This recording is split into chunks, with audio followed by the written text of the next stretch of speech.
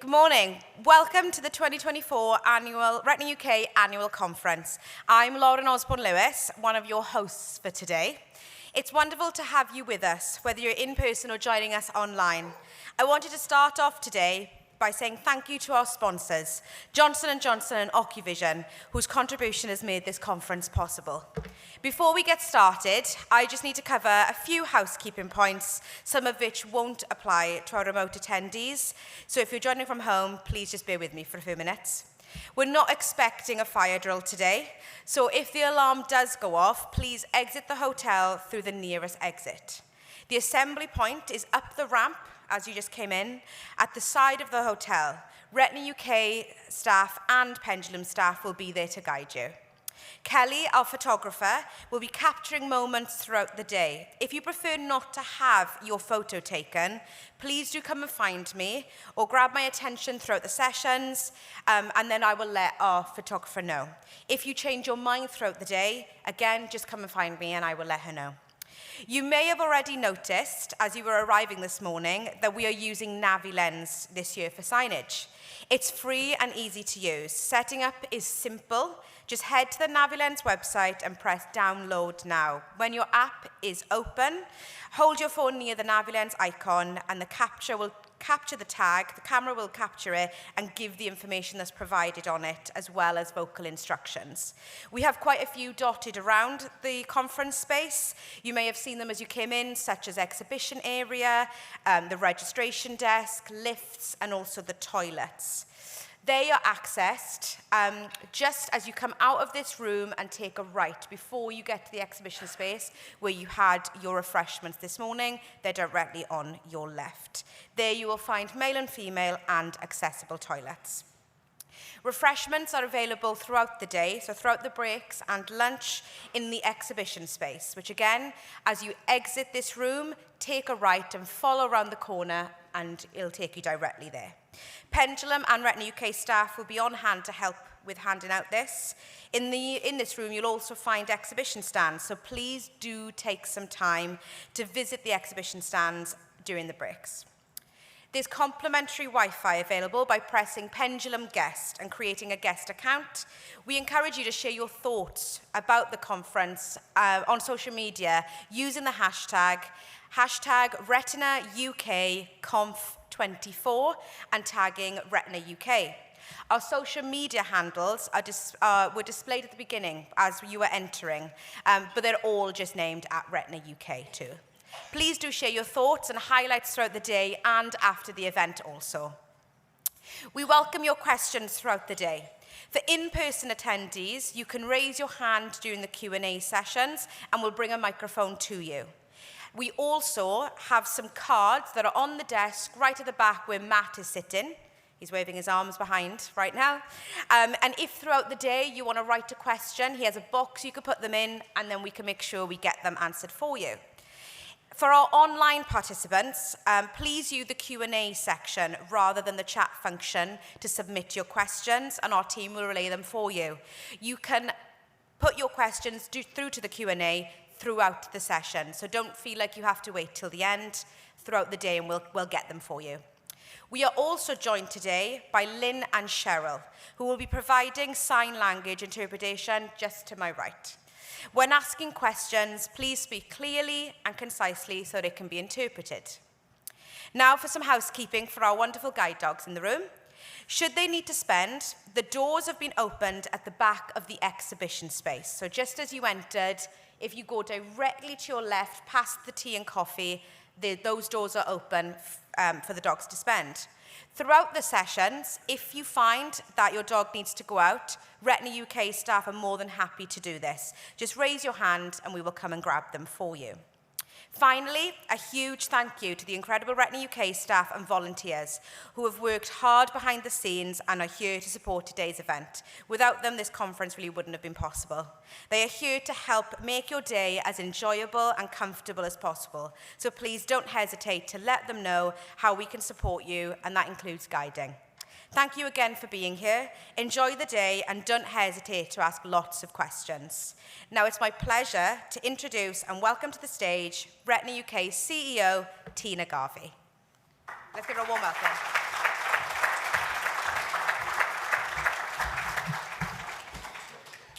Morning and a very warm welcome to Manchester, and congratulations at getting through the rail system today. I believe it's a nightmare out there. It's so lovely to see so many of you joining us today. And of course, we're not forgetting everybody who's logged on online as well. Lovely to see you. This will be our 49th annual conference where you, the members of the community that Retina UK serve, can learn more about topics that are important to you, meet each other and the team from Retina UK.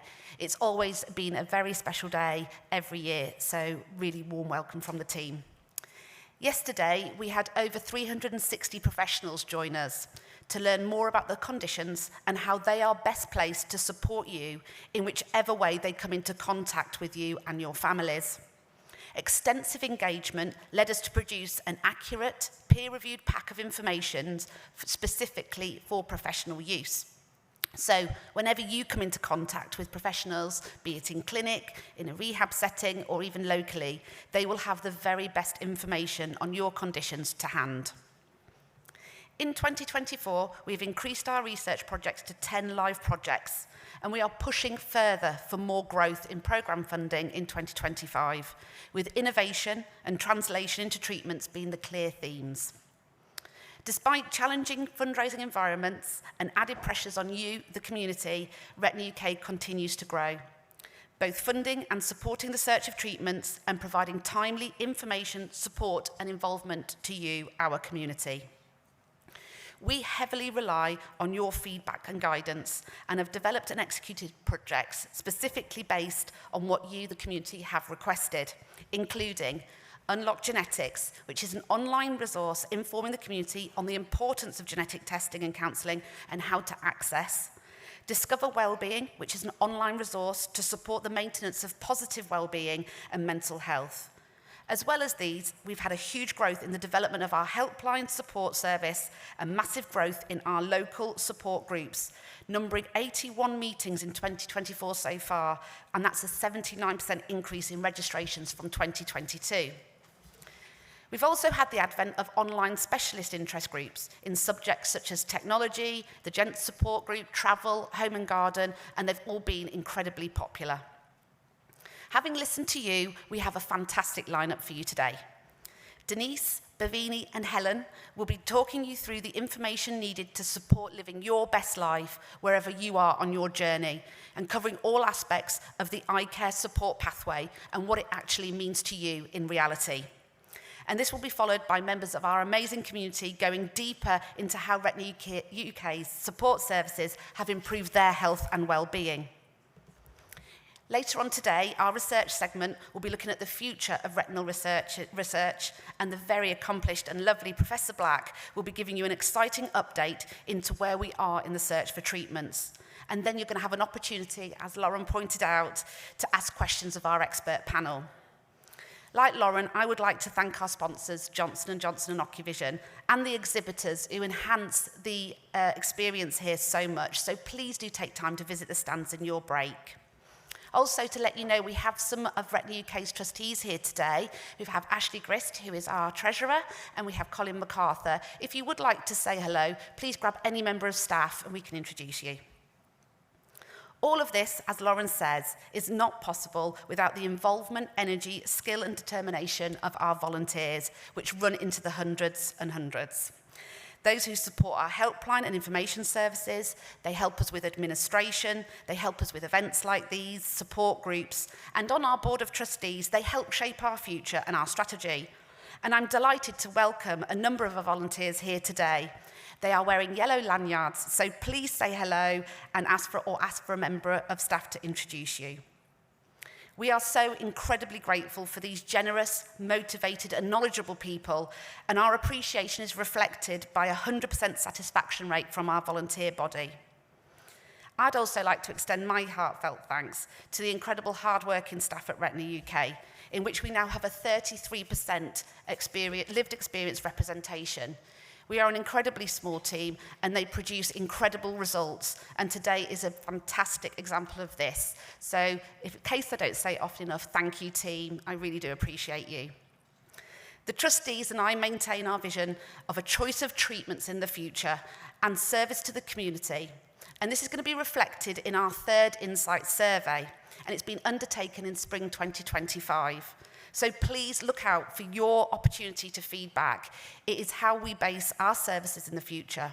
It ensures that we represent you, the community, and fulfill activity that has a positive impact on your lives every day.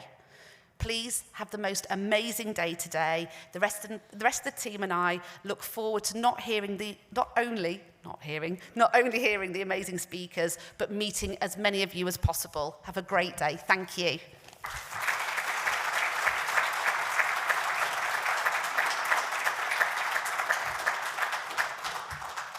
It's now time for me to introduce our first session. One key project that Retina UK have been working on in collaboration with RNIB and other sector partners is the eye care support pathway. Those who attended last year may recall that Rob Cooper from RNIB explained the reasoning behind the work and how it was coming together. We're glad to be able to say that the eye care support pathway is now up and running. We're very pleased to be joined today by Helen Doyle, RNIB's Strategic Engagement Manager, working closely with the NHS. Helen is here to talk to you about the pathway and how it helps you to access information and support throughout the eye care journey. We will also be joined by Bhavini Makwana, who will talk about her own experience, and Denise Rawden, our Head and Information and Support, who will talk about the role Retina UK has played in the pathway. Can you please join me in welcoming Helen Doyle to the stage? Thank you.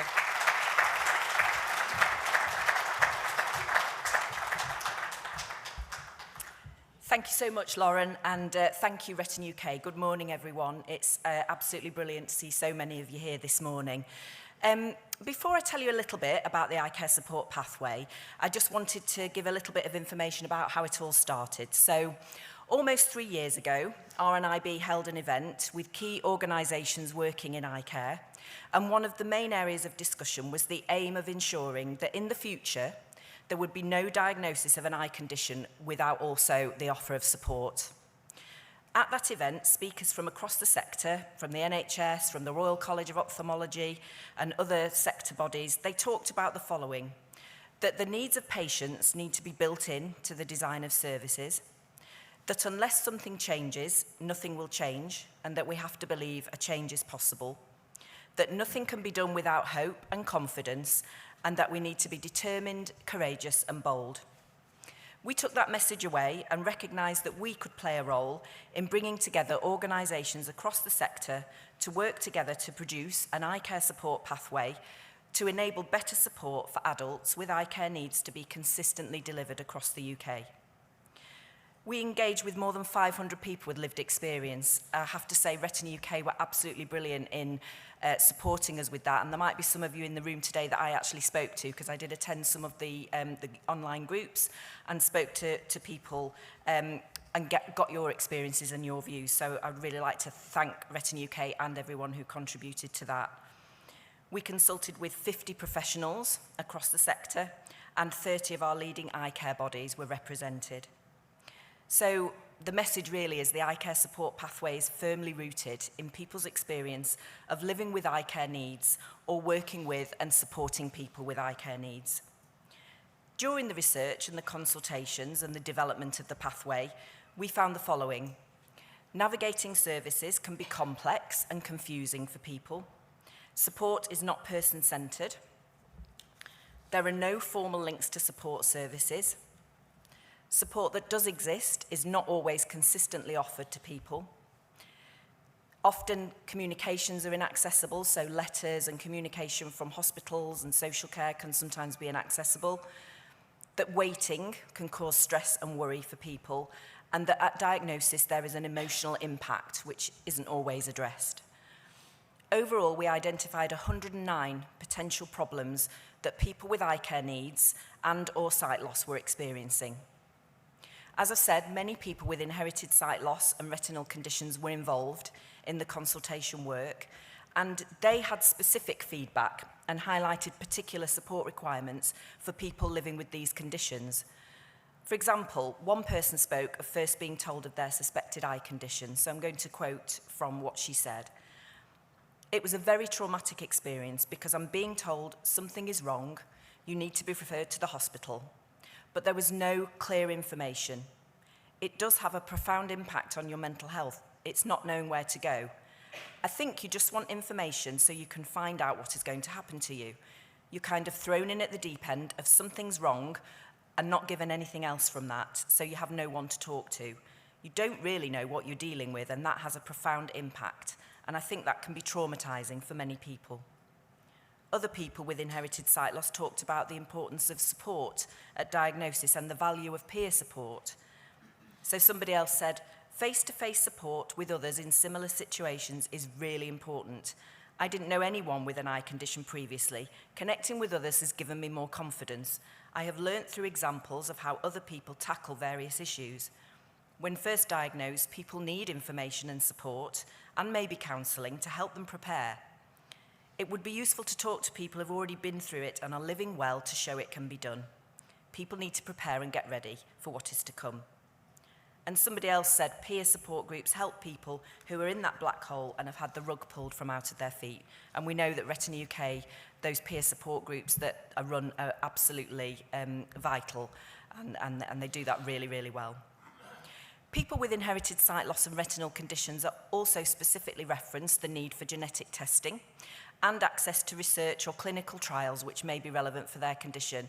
And both of those are within this support pathway, and we wouldn't have known necessarily how important those were without having those conversations with you. We also know that an area of support which has historically been neglected is emotional support, with treatment and support for eye conditions of sometimes focusing on the physical impacts and changes in eye health. And there needs to be greater recognition of the emotional impact of changes in sight from the beginning of someone's initial appointment through to living with an eye condition, so that they can get access to the right support at the right time for them. And what we've heard so often is that when people do get access to support and information, it is truly transformational in how they're able to deal with the diagnosis they have and any impact that it might have on their sight. So I'm sure many of you are familiar with eye care liaison officers who work in hospitals and support people within the clinic settings. Somebody said to us, when I got to see an eye care liaison officer, it was like a whole block of concrete came off me. So they were able to share and talk about how they felt and get, crucially, that practical and emotional support. I would also mention at this point that the pathway we've developed is focused on adults with eye care needs. Guide dogs are currently working on a pathway for children and young people, and that's going to be launched in the next few months, so sort of keep an eye out for that coming. Ultimately, our ambition for the work is that from the moment someone realises something isn't quite right with their sight, through to diagnosis and being able to live confidently and independently with their condition, people have access to the information, advice and support that they need. And so we were able to come up with a model of the eye care support pathway. I'm showing this on screen now, and I'll describe the infographic to you. There's a title, Eye Care Support Pathway. Underneath the title is a subheading, which says supporting you at every stage of your eye care journey. Underneath there's a graphic, which shows the 4 stages of an individual's journey. From left to right, we have stage 1, having my initial appointment. Stage 2, having my diagnosis confirmed. Stage 3, support after my diagnosis. Stage 4, living well with my condition. Each of the stages are linked together with a line, and in between each of them there is text saying waiting well, to highlight there are often periods of waiting from one stage to the next, and people require support at these stages too. At the centre of the diagram there is a depiction of a person to highlight that the pathway and the model and all of the work is truly person-centred. Then underneath the person there's a line which links to 3 key support requirements for each stage. Understand my eye care journey. People should know what is going to happen to them, who is going to treat them and when. Understand my diagnosis, what condition they have, how to manage it and what that might mean. And know how to access critically the practical and emotional support that they need on their journey. In November last year, we published an eye care support pathway document aimed at professionals, and the report was endorsed by 23 organisations. These include the Royal College of Ophthalmologists, the College of Optometrists, the Royal College of Nursing, NHS, the national and local charities, including Retina UK, and it is a reflection of the support there is across the eye care sector for this work and how we can work together to improve outcomes for people with eye care needs. I would stress this is the first time that all organisations across eye care have come together around a project like this, and that is the first time that the support needs of people going through eye care journeys have been mapped out in this way from start to finish. We'll be working with Retina UK and eye care professionals to develop clinical pathways for inherited retinal conditions to ensure they reflect the specific needs of this community. This will be a groundbreaking piece of work. As many of you may know, the NHS runs on clinical pathways. So they have flowcharts, diagrams of what happens to a person when they're diagnosed with a particular condition. If we can get support needs embedded into these, we will be in a totally different place, because it will become part of the normal way of managing a patient, with support needs recognised equally with clinical needs. The excellent clinical care will be matched by excellent support for each and every patient. So we'll keep you updated on this work, which really could be transformational. I'd also like to talk about a version of the pathway which we have developed as a booklet for people with eye care needs and their family, friends and carers. You can download this from the RNIB website. Just Google eye care support pathway and it will take you to it. You can talk to any members of the Retina UK team today. You can email RNIB. We can get you a copy if you would like one. We've established, to work on this part of the pathway, we established a task and finish group, which was made up of people with lived experience of accessing eye care services and with sight loss, or a more appropriate way to describe them, I think, is experts by experience. Crucially, the chair of that group, Bhavini, who we're going to hear from shortly, and I would personally like to thank Bhavini for all her support and input throughout this project. As the chair, she was able to bring that expertise from experience, and also authenticity and objectivity to what we produce together. As one of the members of the group said, we're passing on our experiences to other people. There's 250 people a day being registered blind. That's a lot of people over the year, and if this booklet can help just some of them, it's helping a lot. We hope this resource will empower people with eye care needs to have all the information they need in one place, so they know what is available and how to access the support they need at every stage of their eye care journey. Much of that support already exists across the pathway, but people don't know about it. They find out by accident and often very late in their journey. People need to know what's coming next. They need to know they're getting the right support. They need to know they've got the support they need when they need it, and they need to know what's coming down the line. Ultimately, the guide aims to empower individuals to self-advocate and know how to get in touch with the right people and the right organisations that can help them manage their eye condition. And the key message is that one of self-advocacy. The more you can do that as a patient, the better the outcome. We hope the impact will be providing people with the information and the support they may need to navigate their eye care journey with confidence from the outset. So I hope you'll recognise just how important this pathway is for millions across the UK with an eye care diagnosis, along with their families and friends. This initiative is about more than just addressing eye health. It's about changing lives, fostering independence and inspiring confidence. The more individuals can advocate, collaborate, connect and communicate, the more we can change the system together. Implementation isn't just necessary, it is critical if we're to ensure that no one faces sight loss alone and that eye care becomes truly holistic, inclusive and transformative. Thank you.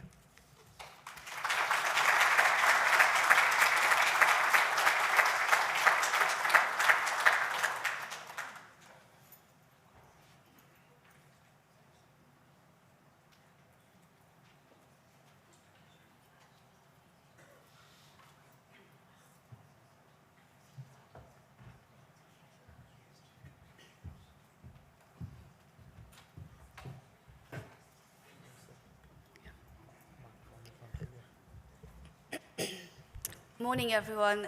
So my name is Bhavini Makwana, and I thought I'd share a little bit about my experience then working along the pathway and how Retina UK really helped me to help me become where I am today. So I was diagnosed with retinitis pigmentosa in 1997 when I was just 17, and the kind of symptoms I was experiencing were night blindness. So I found it really difficult to see in the dark. In dim lighting, so restaurants or anywhere that had dim lighting, I struggled to see in. I was missing a lot of steps and bumping into people and lampposts and bollards that I just wouldn't see, and I couldn't really understand why. Sometimes I'd have people standing next to me, just all of a sudden saying hello, and I hadn't even seen them approach me, and that used to startle me. So my common phrase, "Oh, sorry, I didn't see you," they came so familiar. But things continued. I kept knocking things, spilling things, glasses on glass tables, for example. Like, I just wouldn't notice that, and I just didn't understand why, like what was going on. I mentioned I was 17, so I was in college, approaching summer exams, and I just thought it was stress, that, you know, it would pass, and things will be okay again. But it didn't. So eventually, you know, after almost a year, I think, I went to the optician, mentioned that I was bumping into a lot of things, you know, do I need glasses? Nothing really was mentioned that anything was wrong, got referred to an eye hospital, and they did lots and lots of tests. I'm sure most of you are familiar with visual field tests, looking into bright lights, and, you know, approximately 8-9 months of different tests continued, and I didn't really know or understand what was going on until I was called in one day. I still remember it, you know, this dark, cold room, and the consultant gave me my diagnosis and said that I've got RP, retinitis pigmentosa. There's no cure, there's no treatment, and there's nothing that they could do apart from wait for me to go blind. In that same sentence, he also said that we can't really tell you how long that would take. It's a deteriorating condition, and it could take a matter of years. It could be months, or it could be even weeks. And that shocked me to the core. Like, I was devastated beyond belief that I just didn't understand how that was happening to me, or even why. I hadn't even come across any other vision impaired person before, you know, any form of sight loss, and I just didn't know, had they made a mistake? I think denial hit pretty much straight away, like, have they got my results confused with somebody else? But that was it. And I just left that consultant room not knowing what to do. In the end, I kind of stayed home. I didn't pursue going to university because I was frightened of waking up one morning and losing all of my sight because the consultant said that I could go blind in weeks or months. I lost my friends because I kept saying no to all the kind of invitations we were planning. So, you know, we're turning 18, going to, you know, celebrating 18th birthdays, going to bars, clubs, going laser quests, which was quite popular in those times, and I just said no to everything. So eventually, I ended up losing most of my friends. I stayed at home, and that was pretty much my life for the next couple of years. I was scared of going out and being clumsy, is the only way to describe it, because that's what I was. I was very, very clumsy, just bumping and knocking and spilling, and, you know, there I was. That's my life.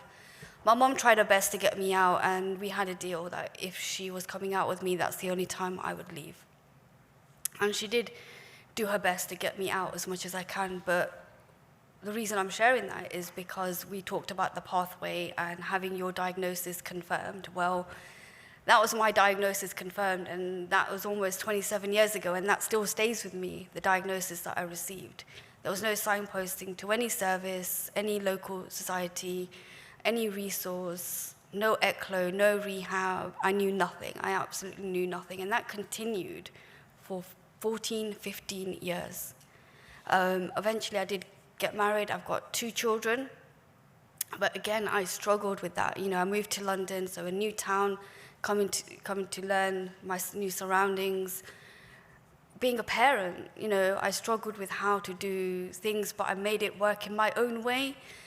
Dropping them to school, struggling to find the school gate or their classroom, trying to make my way back home, struggling to find my own house. A 10-minute journey used to take me hours because I'd go up and down my street. Eventually, when I found my street, just finding my front door. But had I known about services such as a mobility cane, like what rehabs can train you on, like little things like bump-ons that I could fit on microwaves, washing machines, or wherever I'd find them useful. So I struggled so much with that. And to an extent, I actually lost my identity because I felt I lost my voice. There were people coming to people around me asking me, is she okay? Is there something wrong with her? So people weren't even speaking to me directly, or they'd make decisions for me. And over time, because I didn't know what was around me, I couldn't speak for myself, I completely lost myself. And I guess that was a downward spiral of depression that I fell into. But the only kind of strength that kept me going was my children. Eventually, I was waiting in my appointment, annual eye care appointment, and my husband spotted a poster which had the word Retina UK written on it. Back then, it was RP Fighting Blindness. And they were advertising like a conference or an event they were going to be speaking at. So we took down the details, contacted them, and we went along. And I learnt about the variety of different services that they were that they had for people with living with RP, retinal dystrophies, different conditions. And the first ever thing I went to was called a RPYP, RP Young Professionals. I don't know if anyone's here who remembers that. And I met a lovely lady called Rachel and Joe, and that was the first time, 14, 15 years after my diagnosis, that I met someone my age. You know, don't get me wrong, I used to go to all my annual appointments, but I felt I was an outsider in that waiting room, like there was nobody my age. So for the first time when I met Rachel and Joe, you know, Rachel was a mother, and we connected. You know, I could speak to her about things that I was struggling with, and we shared tips. And I went more and more to these groups and other things that Retina UK were putting on.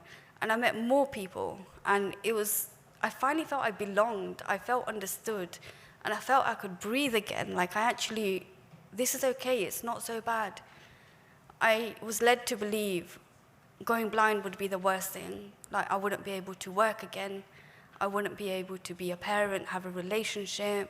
There would be nothing I could do.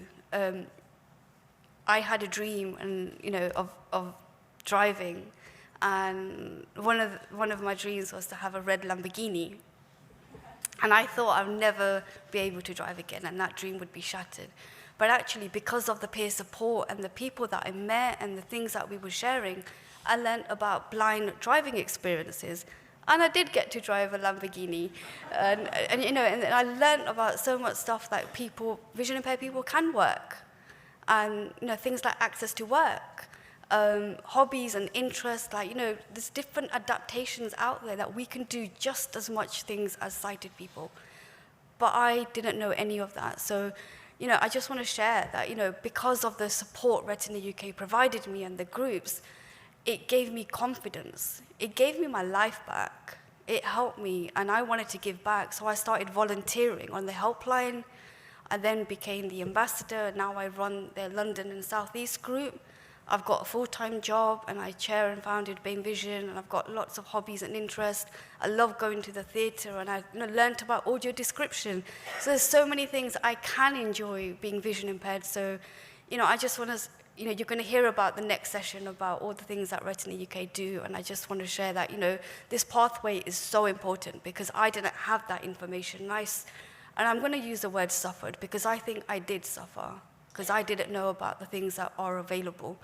So the important things in the pathway about having your initial diagnosis confirmed, how your diagnosis is confirmed, and the support after your diagnosis, and the living well with your condition is so important. But how do we search for things if we don't know what's available? What do we even put into Google or other search engines? So this pathway will give you an insight into everything, most of what's available out there that you can tap into when you're ready. It's something a family member, a sibling, a friend, a carer could pick up and tell you about, when you're ready to tap into that help and support, but just knowing what's there. So I was really proud to chair the committee that developed the pathway committee, the pathway, and the individuals within that committee, because we all wanted to share and empower people living with sight loss to know what's out there. And there's stories in there, there's signposting, there's references to what an ECLO does, what a rehab officer does. And I just want to say thank you to all those people, because, you know, we really went raw, we really went deep, just so people like us didn't have to go through the things we went through, so people can get the right help at the right time when they need it. So please, if you can, take a look at the pathway. There's versions on the RNIB website. There will be booklets outside. So if you can, take a look at it. And thank you for listening.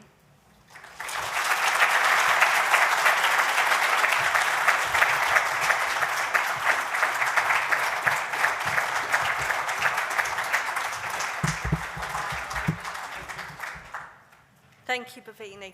Thank you for sharing your experiences. And I just have to say, it's been a privilege to watch those experiences, to watch you embrace the support that was offered, and then in turn actually offer that support back. Such a great deal of support to so many people, both through your volunteering with us and others, through BAME Vision and all of your professional work that you do in the sector. It really does make a difference. Thank you. I just want to talk a little bit about how we at Retina UK fit in. As we've just heard, Bhavini, she experienced a great number of pain points in the 15 years following diagnosis, and many of them really could have been avoided. Whilst everyone's journey is different, every person living with sight loss should be informed about the services that can support them from the time that they realise that there's a problem with their sight. Now, everyone should be empowered to make a choice about when and how they access those services that are going to make a difference to their journey. This is why we felt at Retina UK it was so important to get actively involved in the eye care pathway work right from the outset. We wanted to give our community a voice. The collaboration and support for the pathway right across the sector really means that it feels like a transformative moment in the care that people are going to receive when they've got sight loss. We can make it happen, but we all have to be in it together. We all have experiences that we can share, and we have to be part of it. We have to empower ourselves to make sure that we understand what's right and when to challenge when things aren't quite going as they should do. We want you to take an active part in that pathway. Challenge things, know what you're entitled to, waiting well, being supported well, and living well with your condition. That's what you're entitled to, that's your right.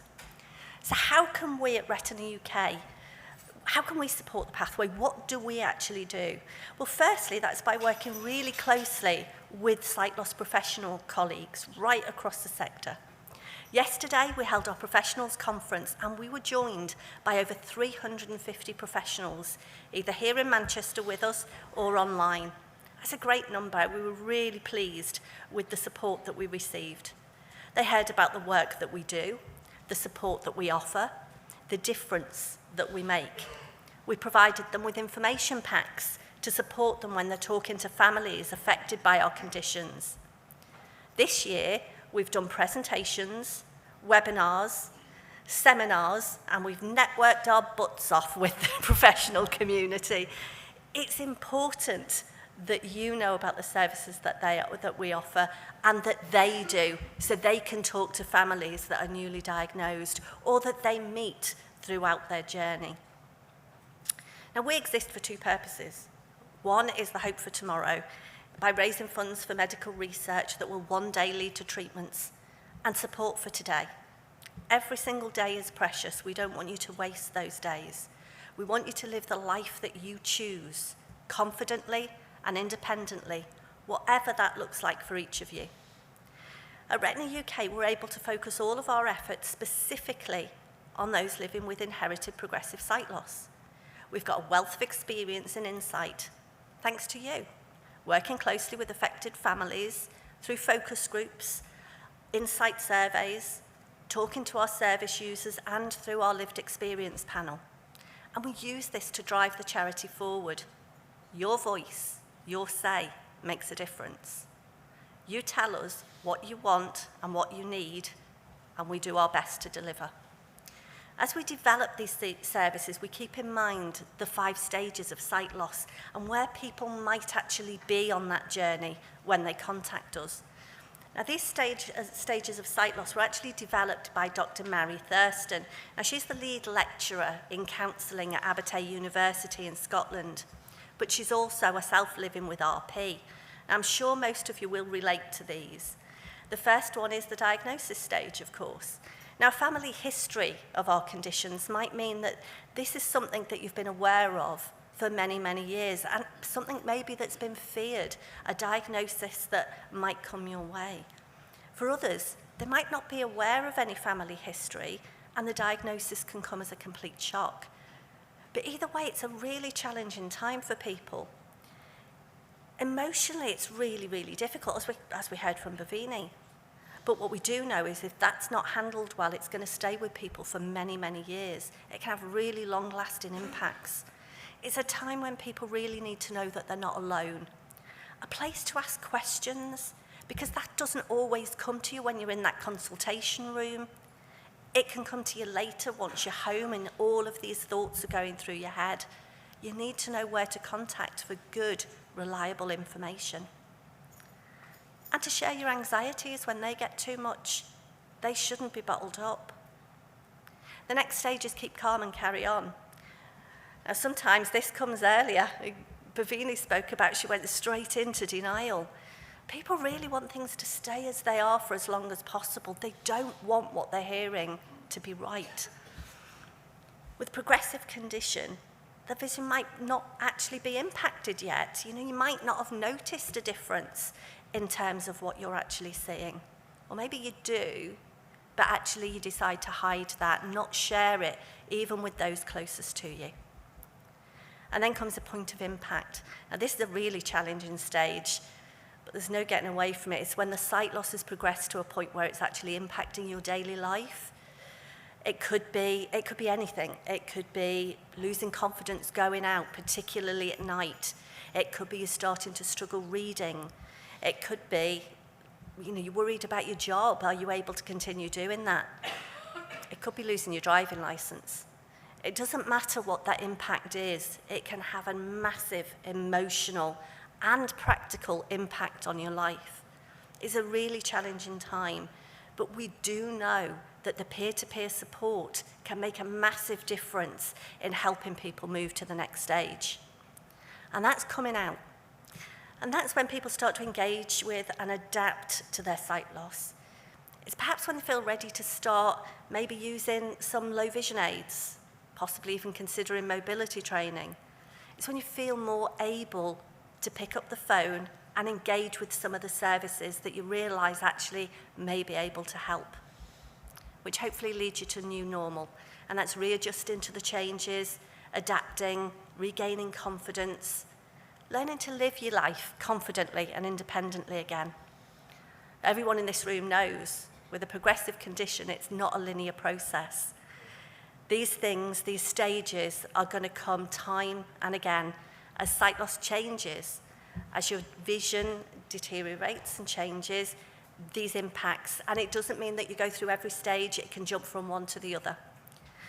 Now, our insight surveys that we carried out with community in 2019 and 2022 both showed that 90% of respondents, now there was nearly 1,000 respondents, and 90% of them told us that they'd experienced negative impact to their mental health as a result of their diagnosis. It doesn't really come as any surprise. Loss of confidence, anxiety, and isolation were key factors that they mentioned. What it also showed, though, was that those families that engaged with Retina UK and our services were actually less likely to experience those emotions and those difficulties than those who hadn't. I'm going to just read a quote from a member of community. They said, "Since my diagnosis of retinitis pigmentosa 4 years ago, I've reached out to Retina UK several times, and I've been moved by their compassion, understanding towards the visually impaired community. After completing their new Discover Wellbeing programme, I'd love the opportunity to give back to the charity that has helped me and so many others in our day-to-day lives." That was good to hear. Our Discover Wellbeing service is one which we're really proud of. It was developed as a direct result of the feedback we received in the survey and also an additional insight piece that we did with community.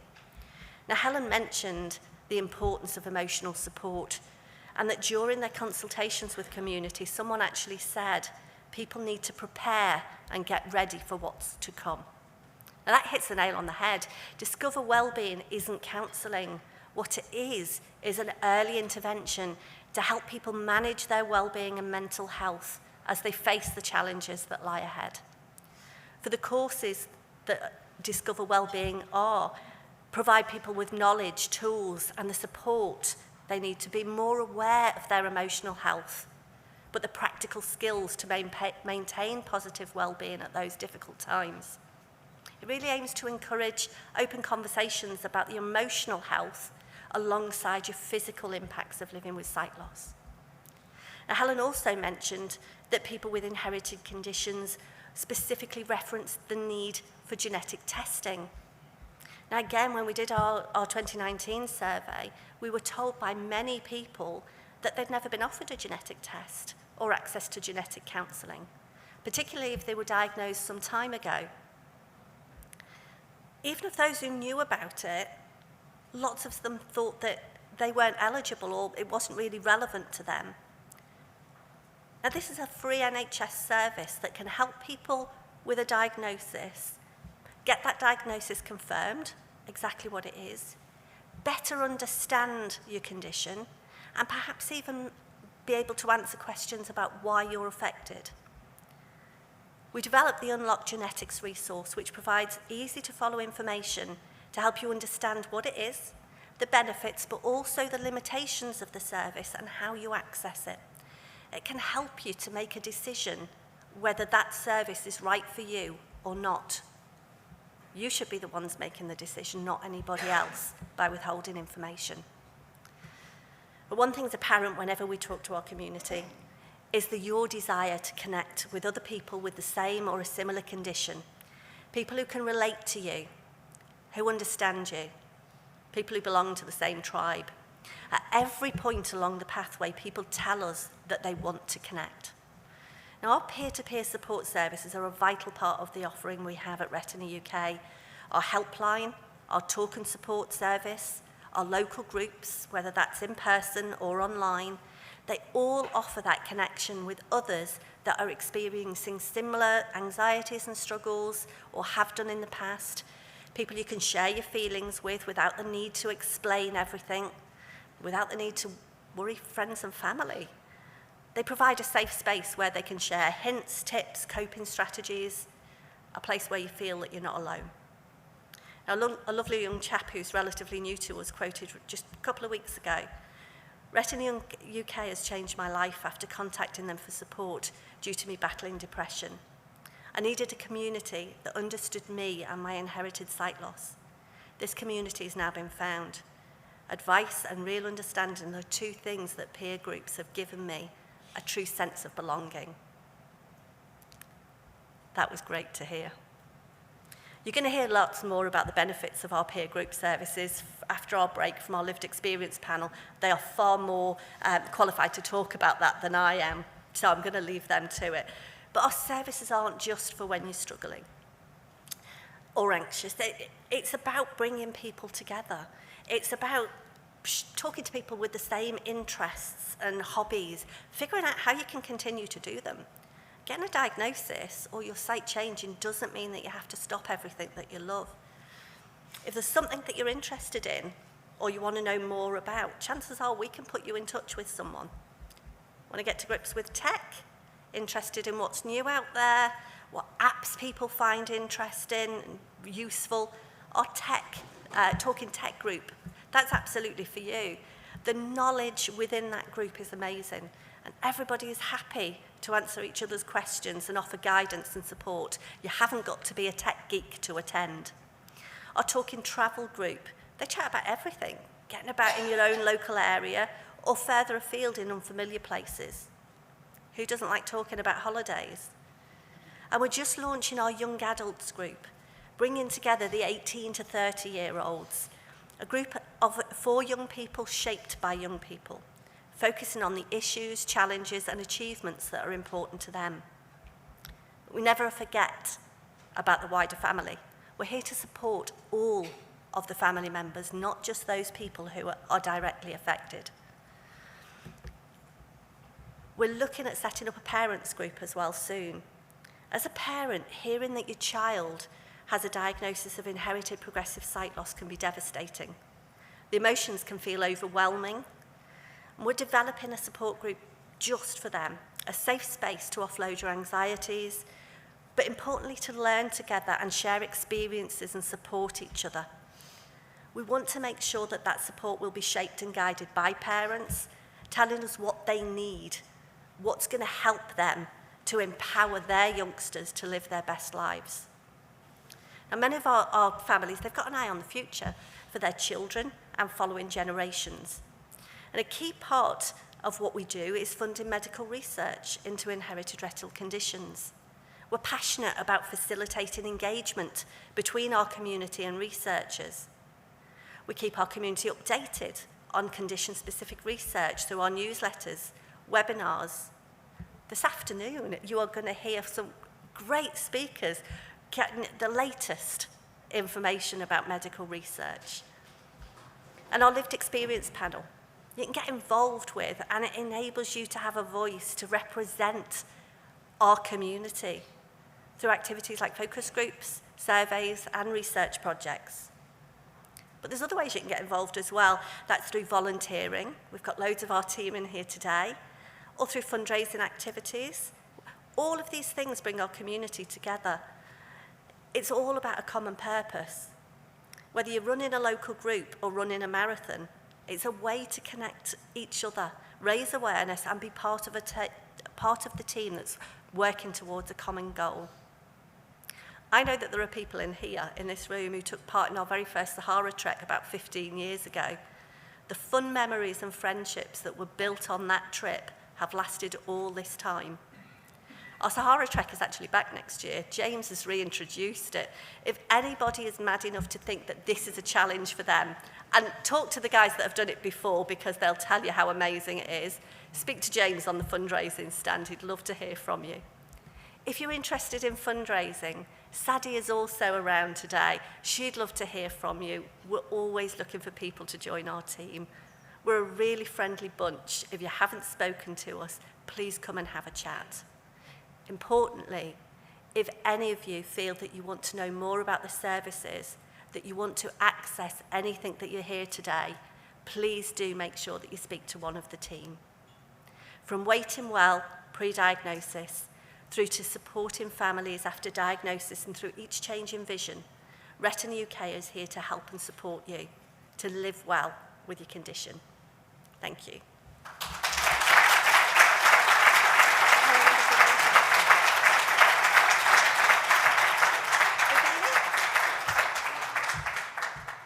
I'd just like to ask Bhavini and Helen back up to the stage and ask whether anyone at home or in the room has any questions. We've just got about 5 minutes. Any questions at all? Oh, no. Can we have a mic down? There's a few hands up at the front.